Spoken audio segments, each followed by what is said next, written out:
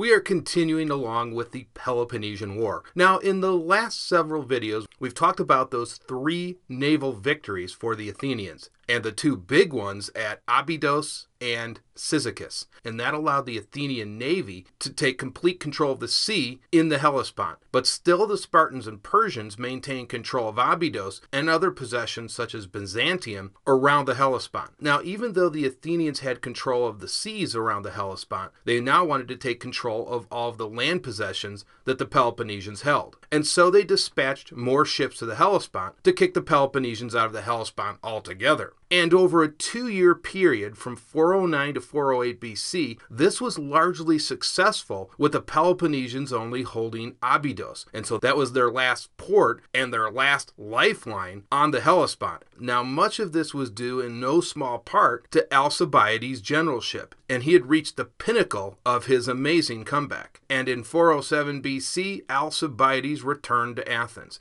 And it was a triumphant return, as he was cheered by thousands of supporters. He was even made a general yet again. So his victory was complete. And as I said, it was Alcibiades' victories in the Hellespont that contributed to his popularity. And so as long as he continued to be victorious, he would be popular in Athens. Now Athens wanted to win the war outright, and so they put Alcibiades in charge of a fleet of 100 triremes. And now the overall goal was very ambitious. The Athenians wanted to recover all of their possessions in the Aegean Sea. Now, despite their huge losses at sea, the Spartans refused again to give up, and they rebuilt their fleet and appointed a new commander by the name of Lysander. And Lysander headed to the Ionian coast in 407 BC with a fleet of around 70 triremes. Now, Lysander was a problem for the Athenians in that he was an excellent naval commander, and so this finally put the Spartans on an even footing in terms of naval tactics. And so that was the last thing the Athenians needed,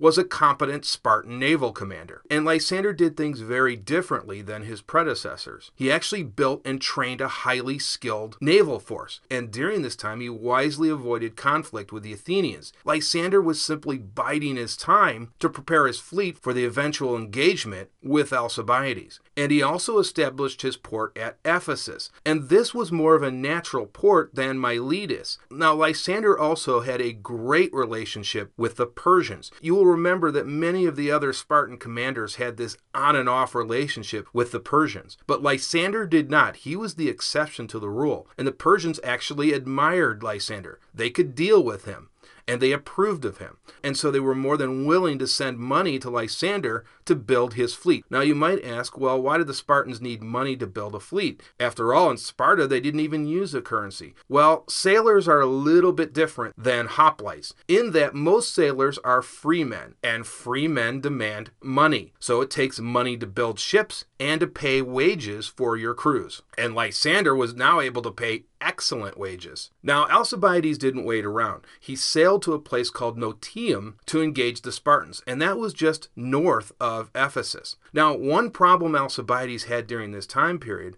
was a lack of funds to pay the same wages Lysander was offering, because the Athenian treasury after the Sicilian expedition was always teetering on the edge of insolvency. And so as a result, many crews defected to the Spartans. And so Alcibiades was running out of time. And so he needed to lure Lysander out of his port. But Lysander refused, because Lysander realized that time was on his side. And so he was in no hurry to take to the sea against Alcibiades. After several failed attempts to lure Lysander out of Ephesus, Alcibiades grew impatient and finally decided to sail north to assist Thrasybulus in a siege of one of the Peloponnesian cities. Alcibiades left Antiochus in command of the main fleet at Notium. And furthermore, Alcibiades left strict orders that Antiochus was not to engage the enemy, no matter what the situation was. But this turned out to be a major blunder by Alcibiades, because Antiochus decided to disobey Alcibiades' strict orders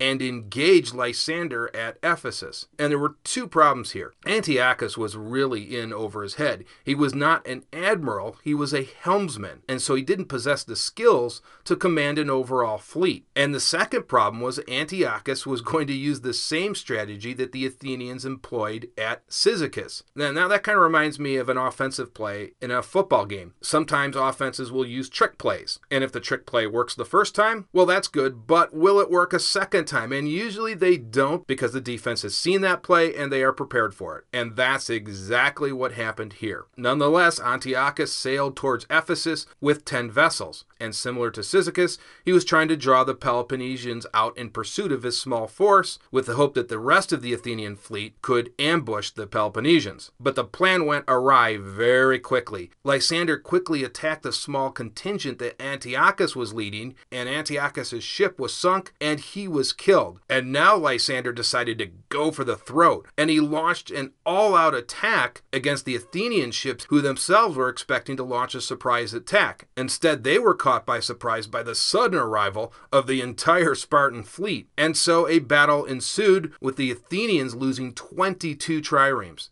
And so Lysander had his first victory. But it was not a major victory. The main Athenian fleet was still intact, and it was able to sail back to Notium and regroup there. So even though it was a minor victory for Lysander, it was a devastating defeat for Alcibiades in Athenian politics. Alcibiades was removed from command and once again was condemned by the assembly. So now he was 2 times condemned by the Athenians. Simply amazing. And so with that, Alcibiades retired to private life and fled to one of his large estates up north at an island called Thasos. And as a result of all of this, Alcibiades would never again hold another command. It was Conon who replaced Alcibiades, and so he took control of the fleet. Now, after Notium, Lysander relinquished his command and sailed back to Sparta. And that was because that Spartan admirals could only serve for 1 year. And then, as I said, they had to give up their command. Callicratidas was the Spartan admiral who replaced Lysander. And under Callicratidas, the Peloponnesian relationship with the Persians took a severe step backwards. Nonetheless, like all Greek generals, he was anxious to prove himself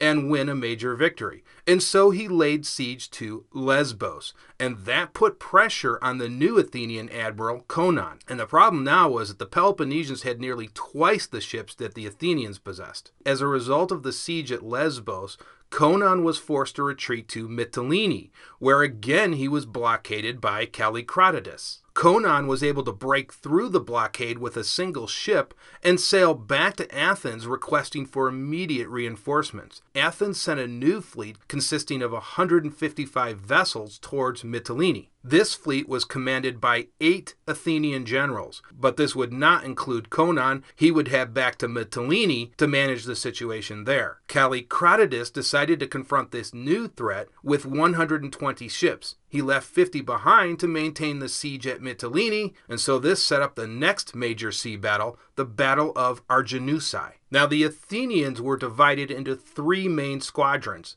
a left wing, a right wing, and a squadron in the center, and the entire formation backed up against the main island. The Spartan formation was out in the open sea, and it consisted of one continuous, unbroken line of vessels. Now, as you can see here, the Athenians were able to extend their lines out farther than the Spartans. Now, Callicratidas, who commanded the Spartan right wing, was warned by his deputy that this was a bad arrangement, and that the Athenian formation threatened the Spartans with encirclement. And so he warned Callicratidas to retreat and to seek battle another day. But Callicratidas refused, and so he began his advance toward the Athenian positions. Now, to prevent an encirclement, Callicratidas decided to split his forces into 2 squadrons. One squadron would deal with the Athenian left flank, and the other squadron would deal with the Athenian right flank. Now, this would work if the Spartans were able to defeat the Athenians on the wings. It would leave the Spartans dangerously exposed to the Athenian center positions. And so the Athenian center at the start of the battle would see no action. They would initially have to simply watch as most of the fighting took place on the wings. And so the battle started, and there was a ferocious fight that took place on both wings. And so the battle continued on for hours. But then Callicratidas was killed in combat, and that caused both Spartan wings to flee the sea battle. But the Athenian center, which was well rested by this point, destroyed many of the Spartan ships in retreat. And so it was a major victory for the Athenians. Now you might have thought after this major victory, and the Spartan fleet yet again destroyed, that the Athenians would be close to winning the war. But that did not happen. And the main reason involved the 8 generals who were in charge of the Athenian fleet. And they were charged by the Athenian assembly for failing to rescue survivors. And so not just 1 or 2 generals were removed, they removed all 8 generals. Now the Athenian assembly was outraged over 2 items. The first was the failure to rescue survivors. But the generals were not entirely at fault for this because a storm approached and prevented many of the survivors from being rescued. And this was one of those typical storms that could occur on the Aegean. They often approached fast and furious, and there usually was very little time to prepare for these types of Aegean storms. The other issue was the failure to bury the dead. But that again could be explained because the admirals had to concern themselves with the siege that was still going on at Mytilene.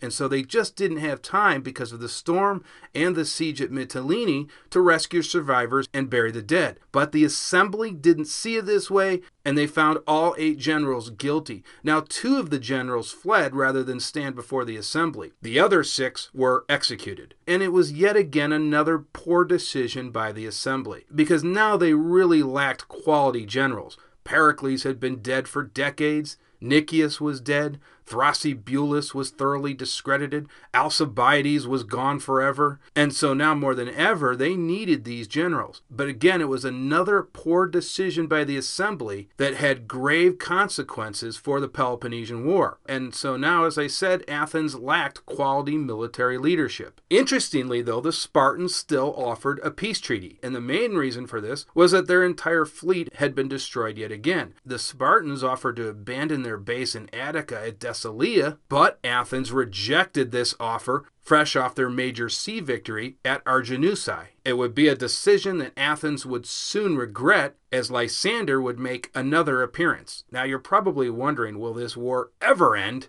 And the answer to that is yes. We will get to the finale of the Peloponnesian War in the next videos.